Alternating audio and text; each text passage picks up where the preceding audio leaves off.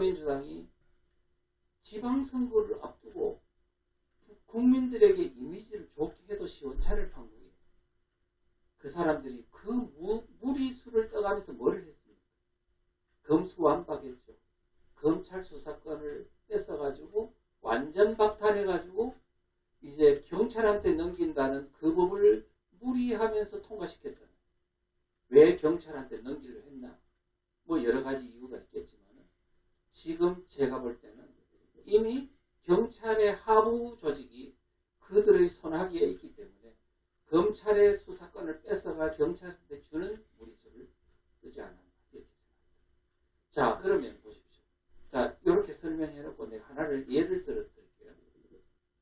얼마 전에 지금 은평구에 있는 어떤 그 한 분한테 전화를 받았는데 주민자치회에 관해서 뭔가 이게 좀 궁금하기도 하고 뭔가 이게 들은 바가 있어가지고 이제 좀 항의성 질문을 하려고 동사무소에 갔습니다. 가가 직원한테 주민자치회 뭐 이런 문제 있지 않냐 그러고 이야기하니까 저는 잘 모르겠고요. 요 건물, 요 같은 건물에 주민자치회가 있으니까 거기 가서 물어보세요 하면서 이렇게 안내를 하더래요. 자, 여기서 알 수 있습니다. 동사무소와 주민자치회는 같은 건물에 있다. 자, 그래가지고 갔더니 주민자치회 회장이 또 있고 사무국장이 있는 겁니다. 그 사무국장이 딱 보더니 자치회장이 딱 보더니 이미 행색이 항의 쪽으로 온 거야. 그러니까 뭐야? 딱 말을 놓더래. 그러면 이 찾아간 사람이 흥분을 하겠어요, 안 하겠어요? 하죠. 이 뭐야? 그러면서 이제 서로 이제 논쟁이 벌어져요. 그래가지고 이 사람이 둘이서 막 이제 막 촬영을 하고 하니까 이제 뭔가 위협감을 느껴가지고 경찰을 부른 거예요. 경찰을 불렀더니 바로 그 인근에 있는 파출소 직원이 온 거야. 파출소 직원이 왔더니 신고한 사람한테 당신 뭐 때문에 불러냐고 막 윽박지르는 거야. 나중에 보니까 공무집행방으로 보고 있어요. 그래 보니까 이제 제가 뭐 이게 여하를 막론하고 이게 한두 군데. 자, 같은 건물에 있는 동사무소 직원과 자치회장이 점심마다 같이 밥 먹고 다니는 거겠죠. 같은 건물에 있으니까. 친해집니다. 자, 옆에 있는 파출소장하고도 같이 또 저녁마다 술 한잔 먹을 수 있죠. 왜? 동네 유지니까. 그것도 공권력을 가지고 있으니까. 그러면서 서서히 친밀해집니다. 그래 되면은 일반 주민들이 갔을 때 그 사람들은 한 통속이 되는 겁니다. 자, 이것이 갖는 의미가 뭐냐면, 자, 좌파 마을 활동가가 주민자치회를 마을 활동가가 장악하면요, 이미 동사무소와 파출소와 그것이 하나의 어떤 지배 서클이 되는 거죠. 이제 그들의 이제 마을 공화국이 시작된다. 자, 그러면요, 제가 이야기를 하나 해드릴게요. 지금 이거 오랫동안 놔두면요, 정말 큰일 납니다, 큰일. 자요, 짧게 해도 문제가 생기는 이야기를 해드릴게요. 1945년 8월 15일 해방이 됐어요. 자, 미군은 언제 들어왔냐면 선발대가 9월 6일 날 들어왔어요. 8월 15일 해방되고 8월 16일부터 이미 조선공산당부터 해가지고 이미 여운형이가 건준을 만들고 전국의 건준 지구를 20일 만에 다 완성했어요. 건국준비위원회라고 여운형이가 이제 소위 조선 총독부의 허락을 받고 이미 이제 건국 준비를 하기 위한 조직이라고 만든 건데 이게 좌익이 주도한 겁니다. 자, 그랬는데 이제 미군정이 선발대가 온 9월 6일 날 박헌영이라는 사람, 완전 골수 좌익 박헌영이가 미군이 오고 있으니까 빨리 뭘 만들어야 되냐, 미군이 오기 전에 먼저 정부가 있었다는 것을 만들자 해가 단체를 만들었는데 그 이름이 조선인민공화국이라고. 그리고 전국에다가 건준을 흡수해가지고 해가지고 전국의 건준 지부를 인민위원회로 다 바꿨어요. 읍면동에다가 통치기구처럼 만들었어요. 그러니까 국민들은 볼 때 미군은 안 들어왔고 일본은 이제 물러간다 하고 인민위원회가 만들어져 동사무소 역할을 하니까 이게 합법적인 정부의 그 기구나 싶어가지고 자연스럽게 받아들인 겁니다. 그랬는데 미군이 와보니 이건 뭐야? 이미 정부 비슷한 걸 만들어 놓고 저끼리 막 그냥 행정 서비스를 하고 난리야. 그러니까 안 돼. 정부를 참칭하지 마라. 정부 행세하면 안 된다고 하면서 미군정이 합법적 정부니까 너희들은 안 돼. 그러면서 인민위원회 그거 하지 마. 못하게 하니까 좌익들은 또 그냥 저항하면서 한 거야. 그래서 막 곳곳에다가 강제로 뺏은 겁니다. 그래서 이제 빨리 뺏은 데도 있지만 나중에 마지막까지 저항하다가 뺏은 데가는 언제까지냐? 46년도 2월달 됐을 때 대충 다 뺐어요. 그럼 몇 달 동안 한 거예요? 좀 오래 한 데는 6개월 정도. 6개월 했는데도 심각한 문제가 생긴 거예요. 이미 왜? 국민들 속에 너무나 좌익적인 사상을 온 국민들 속에 자연스럽게 다 퍼뜨려버린 거예요. 그래서 46년도 7월인가 뭐 그쯤에 미군정에서 여론조사를 했어요. 앞으로 독립이 되면 어느 체제로 갔으면 좋겠냐. 그랬더니 사회주의 70%, 공산주의 7%, 그 다음에 자본주의 14% 이래 나왔습니다. 근 70, 80% 정도가 국민들이 공산주의, 사회주의를 좋아한다고 발언할 정도로 이게 오염이 돼버렸어요. 근데요, 제주도의 경우는 어땠냐? 끝까지 인민위원회를 폐쇄하지 못했어요. 미군정. 그래서 어떤 읍면동에 무슨 행사가 있으면요, 인민위원장 올라와가지고 축사하고 경찰서장 올라와가지고 축사하고. 그러니까 이게 상당히 안 좋았죠. 결국 어떻습니까? 제주 4.3 사태 일어나게 됐죠. 많은 피해를 흘렸죠. 우리가 지금요, 마을이 좌파들이 장악한다는 게 이게 얼마나 가공할 만한 위험이 있는지. 6개월, 3개월, 4개월을 걔들이 있어도요, 이미 많은 주민들을 오염시켜버려요. 그런데 지금 문재인 정부가 들어섰어요. 지금 1200개의 주민자치회가 지금 만들어져가지고 계속 이렇게 오염하고, 지금 거기에 동사무소 직원과 경찰과 자치경찰이 다 어울려가지고 한 패거리가 돼가지고 지금 하는 이와 같은 지금 이상한 떡이 만들어지는 사회, 이게 지금 마을에서 만들어지고 있는데 이게 무슨 일인가? 아무것도 관심 없이 있어서는 안 된다는 거예요. 앞으로 이것이 되면 주민이 반으로 갈라질 거예요. 그래서 지금 빨리 하지 않으면 대한민국의 하부가 말초신경이 다 그들의 손아귀에 들어가면 대한민국은 다시 회복할 수 없는 상황으로 갑니다. 근데 왜 교회가 가만히 모르니까. 그래서 제가요, 참 작년 3월부터 내가 책 쓰고 5월부터 강의를 했는데 많은 분들이 이제 지금은 뭐 모르는 분들이 없는 것 같아요. 문제가 있다 정도는 알아요. 그런데 문제는 뭐냐? 이제는 문제가 있다고 아는 것만으로는 안 된다고. 이제는 조직하고 그들을 물리칠 수 있는 조직적 역량을 갖추지 않으면 안 된다는 거죠. 그래서 우리가 이제 이런 것들을 생각해 볼 때 앞으로 이 문제를 반드시 해결해야 될 뿐만 아니고 이제 이걸 가지고 오히려 다른 방법으로 우리 대한민국을 살릴 수 있다라고 생각합니다. 자, 뭐냐? 지금요, 여러분들 지금 이미 기울어지는 운동장에 뒤집어졌다고 그랬죠. 지금 다시 회복할 수 있는 방법이 없나? 있습니다. 뭐냐? 그래서 지금 마을운동, 제가 지금 정광훈 목사님 그쪽에 이제 자유마을이라고 지금 만든다고 3,500개를 만든다 해요. 그래서 앞으로 이제 그거를 제가 할 수 있는데 그것은 어쨌든 교육이라든가 이런 부분은 제가 도울 수 있는 부분이니까 도울. 자, 그러면 3,500개 마을마다 이제 그 주민들이 이제 대한민국의 우리 마을은 내가 지킨다는 마음으로 거기에 동참을 한다고 치자고요. 자, 그러면 한 1,000명이 그 마을 조직에 가담을 했다고 하면 1,000명 정도가 똘똘 뭉쳐가지고요.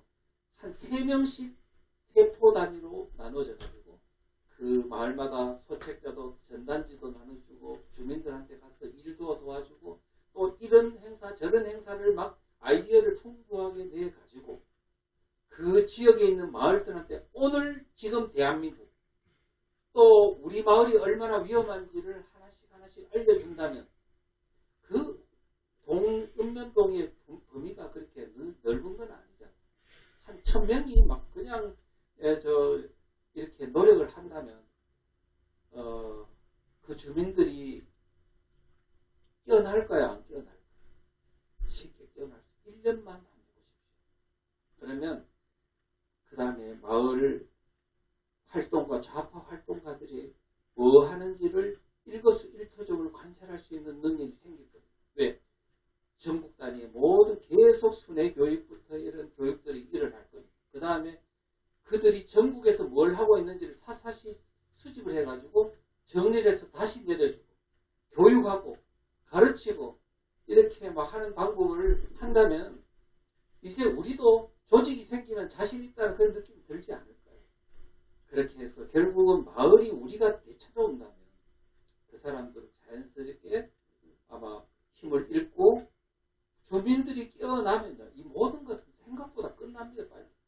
왜냐하면 지금 좌파들한테 속아서 그렇지요. 대한민국 국민들한테 여론조사를 해보니까 주한미군 철수했으면 좋겠다고 생각하는 사람은 10%도 안 돼요. 주한미군이 있어야 된다.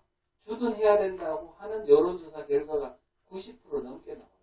그런데 왜 저쪽에 이재명 같은 사람한테 왜 찍냐고 올라가지고 쏘가가지고 그런 거죠. 사회주의로 가는 줄 모르고 북한 체제로 가는 줄 모르고 그러는 거예요.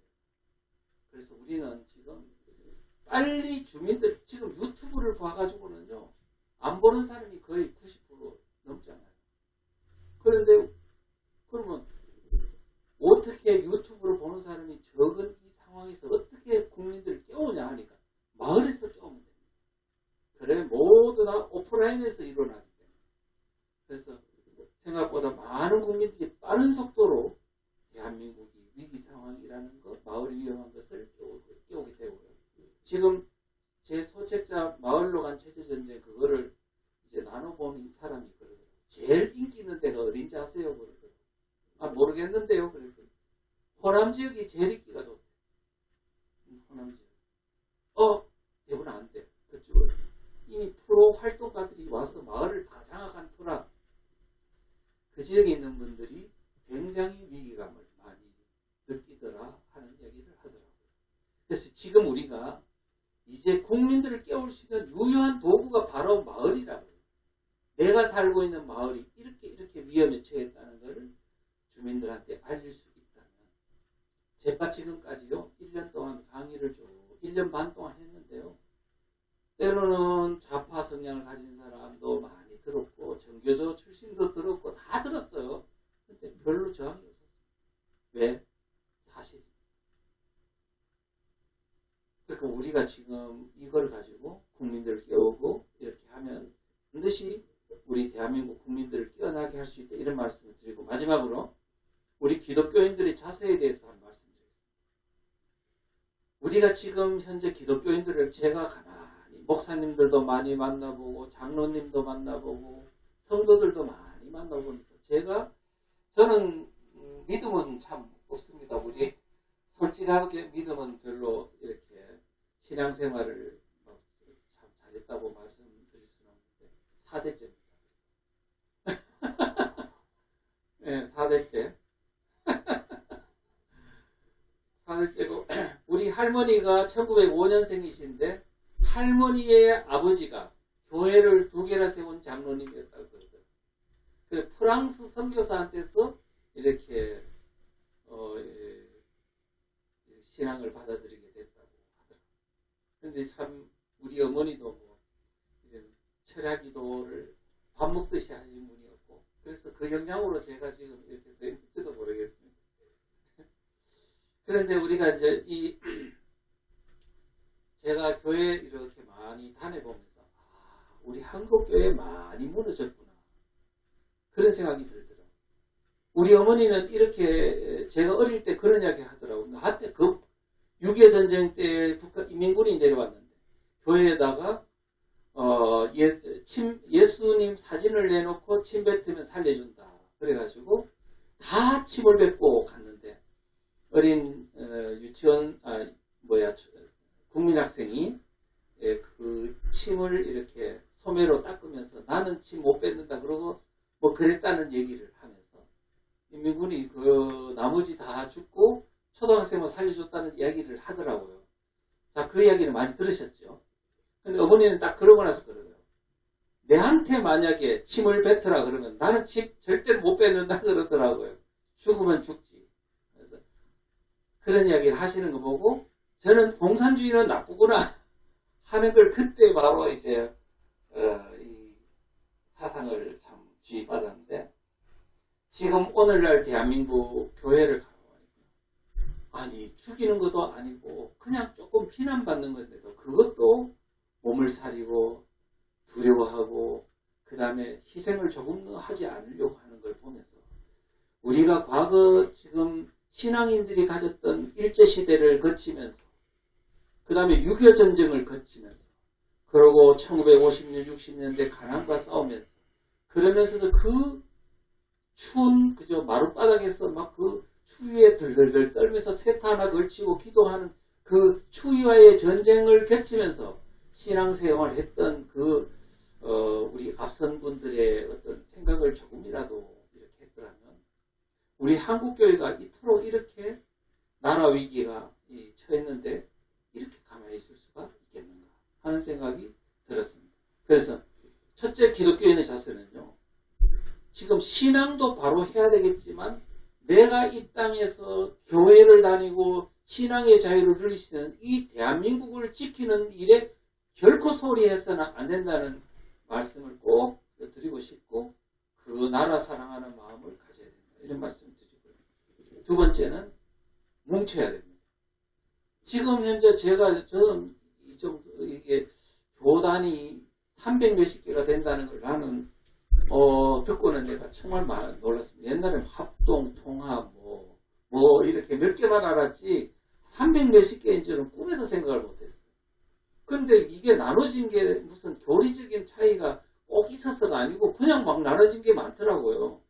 그래서 우리가 그렇다 치고요. 그거는 그렇다 치고 지금 대한민국이 죽느냐 사느냐 절체절명의 상황이잖아요. 여기서 우리가 어떻게 해야 되겠냐. 교단적, 교리적 약간의 차이가 있더라도 일단은 그것은 작은 것이다. 일단은 이 큰 전쟁에서 우리가 이겨놓지 않으면 우리 모두가 다 공멸한다는 인식을 가지고 우리 힘을 합해야 된다. 이승만 대통령도 그랬잖아요. 뭉치면 살고 흩어지면 죽는다 그랬잖아요. 그런데 지금 기독교인이 이렇게 흩어지고 서로 교리 논쟁을 하고 있을 때입니까 지금? 말이 안 되잖아요. 전들 생각이 없겠습니까? 근데 제가 볼 때는 그냥 교회 그렇지만 저는 입을 잘 비난을 안 합니다. 예. 다 같이 뭉쳐야 되는 그런 대상이지 절대로 싸울 대상이 아니기 때문에 그래서 서로 상처를 주지 말자는 말씀 드리고요.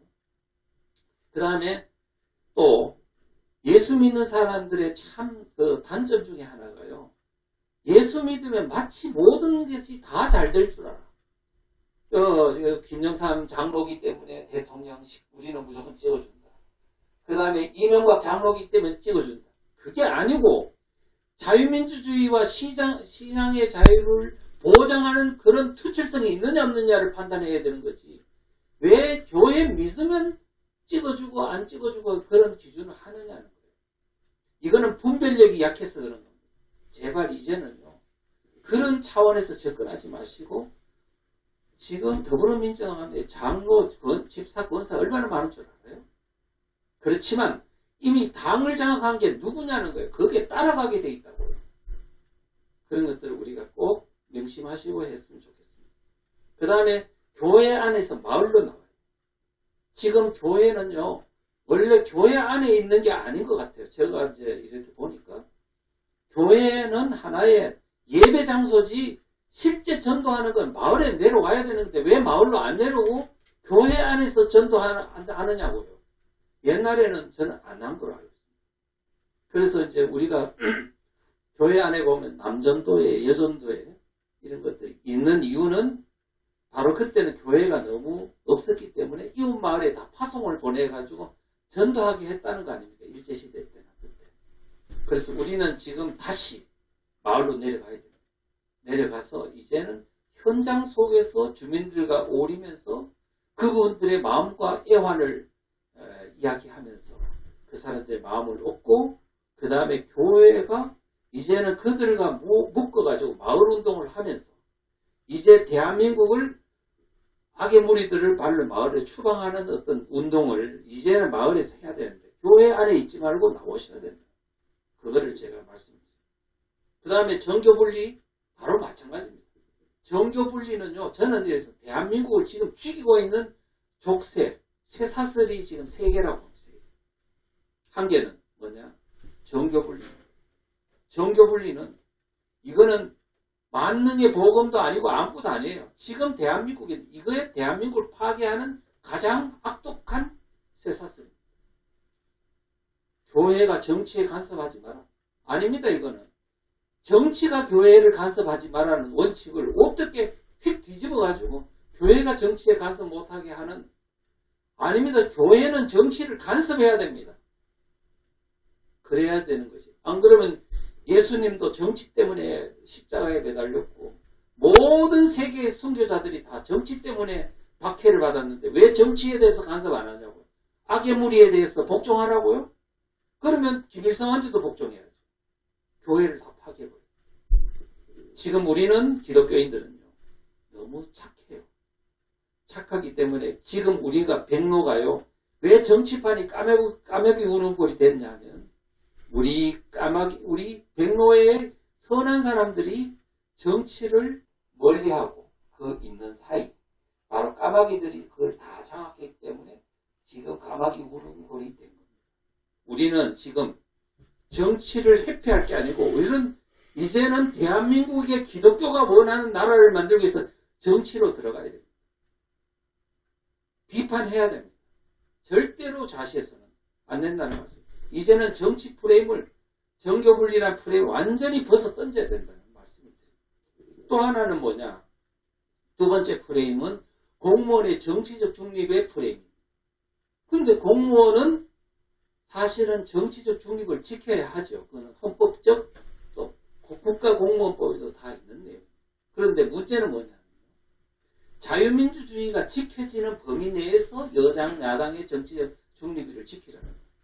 그런데 지금 대한민국에 지금 야당 안에는 뭐가 되냐? 반체제 세력이 들어가가지고 종북 세력이 들어가가지고 지금 정당을 지금 완전히 끌고 가서 앞으로 정권을 주면 북한 체제로 연방제로 통일하겠다는 거예요.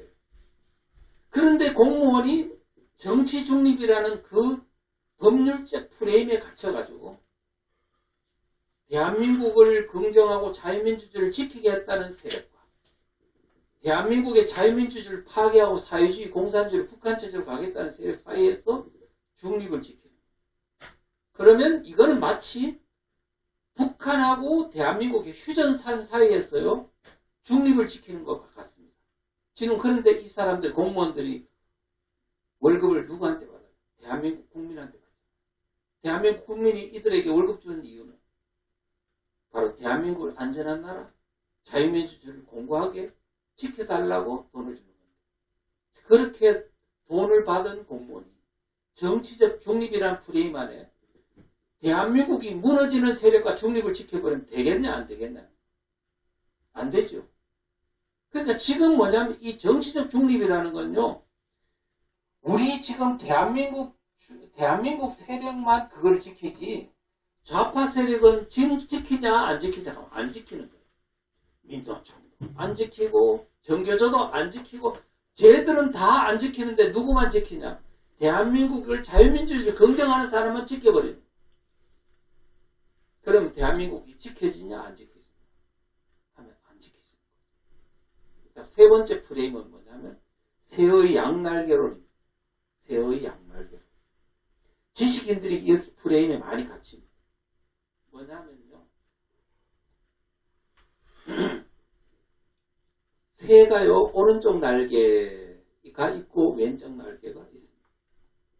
오른쪽 날개를 뭐라 그러냐면 우익이라고 그래요. 왼쪽 날개를 좌익이라 그럽니다. 날개 익자를 썼어요.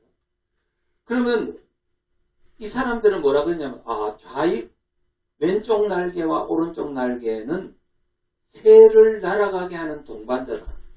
맞죠? 맞아요, 맞아요. 맞죠? 자, 그래서 대한민국의 좌익과 우익은 대한민국을 발전시키는 동반자다. 그러니까 왜 우익은 대한민국의 좌익을 척결하려고 하는? 이거는 안 된다. 동반자로 인정해달라. 이렇게 말합니다. 새의 경우를 가만히 비춰보니까 이런 맞네. 이런 생각이 들어요. 그런데 여기는 중차대한 결함이 있는 겁니다. 새의 경우는 뇌에서 이렇게 뇌파를 쏴요. 날개 앞으로, 날개 앞으로, 날개 뒤로, 날개 이렇게 왔다 갔다 하니까 새가 날아가는 동반자 맞습니다. 그런데 대한민국에 있는 좌익과 우익은 자유민주주의를 지키겠다는 거예요. 좌익은 자유민주주의를 파괴하겠다는 거예요. 자유민주주의를 지키겠다는 사람과 자유민주주의를 파괴하겠다는 사람이 동반자 맞습니까? 아니죠. 우리가 지금 이와 같은 잘못된 새의 경우와 나라의 좌익과 우익이 전혀 다른데 그거를 마치 같은 것처럼 비유해서 우리로부터 판단력을 혼란시켜버립니다. 지금 대한민국에 있는 지식인들이 이 결함에 다 다 빠져가지고 이 심각한 판단 능력을 상실하고 있습니다. 그래서 지금 대한민국이 줄다리기를 하고 있습니다. 하나는 좌익 세력과 우익 세력. 북한으로 가겠다는 세력과 대한민국을 지키겠다는 세력과 줄다리기를 하는데 지금 지식인들은 어디 있냐면 심판석에 올라 구경만 하고 있습니다. 지식인들은 말이야. 편향되면 안 돼. 중립에 지켜야 돼. 객관적이어야 돼. 어느 한편을 쓰면 되나? 이렇게 해서 중립을 딱 지킵니다. 지금 대한민국이 무너져가고 있는데 이렇게 되고 있는 이 지식인들의 현상이 그런 목사님들한테 그대로 적용되고